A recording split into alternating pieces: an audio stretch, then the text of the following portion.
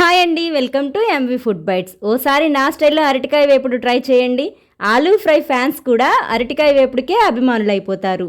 మరి chicken fry కంటే special టేస్ట్తో క్షణాల్లో అయిపోయే అరటికాయ వేపుడిని ఎలా చేయాలో చూసేద్దాం పదండి. దీనికోసం ముందుగా 4 మీడియం సైజ్ అరటికాయలు తీసుకుని పైన లైట్గా పీలర్తో అరటికాయ కండపోకుండా చెక్కు తీసుకొని కలర్ చేంజ్ అవ్వకుండా ఉప్పు నీటిలో వేసి పెట్టుకోవాలి. అరటికాయ వేపుడు ముద్దగా అవ్వకుండా పొడి పొడిగా రావాలంటే ఖచ్చితంగా వీడియోలో చూపిన విధంగా అంగుళం పొడవు అంగుళం వెడల్పు ఉండే విధంగా ముక్కల్ని కట్ చేసుకొని పక్కనుంచండి.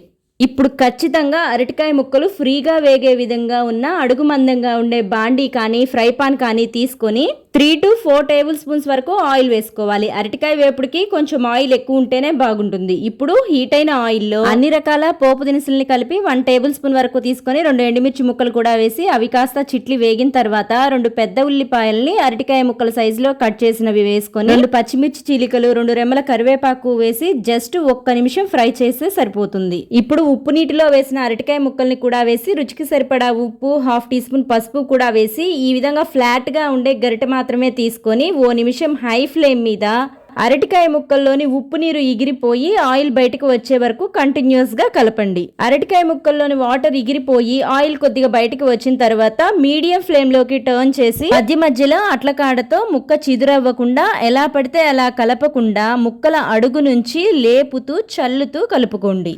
ఈ విధంగా నిమిషానికి ఒకసారి 5 నిమిషాలు మూత పెట్టకుండా వేపారంటే అరటికాయ ముక్కలు కొద్దిగా కలర్ చేంజ్ అయ్యి ముక్క మెత్తబడుతుంది. ఈ విధంగా ముక్క మెత్తబడిన తర్వాత ఇప్పుడు 10 దంచిన వెల్లుల్లి రెమ్మలు వేసి వెల్లుల్లి ఫ్లేవర్ అరటికాయ ముక్కలకి బాగా పట్టేలా 1 నిమిషం కలిపి 1 టీ స్పూన్ ధనియాల పొడి 1/2 teaspoon garam masala 1/2 teaspoon జీలకర్ర పొడి 1 టేబుల్ స్పూన్ వరకు కారం వేసుకొని 1 నిమిషం కలిపి చివరగా సన్నగా తరిగిన కొత్తిమీర తరుగు కూడా వేసుకొని అంతా ఓసారి బాగా కలిసేలా కలిపి సర్వ్ చేసుకోవటమే.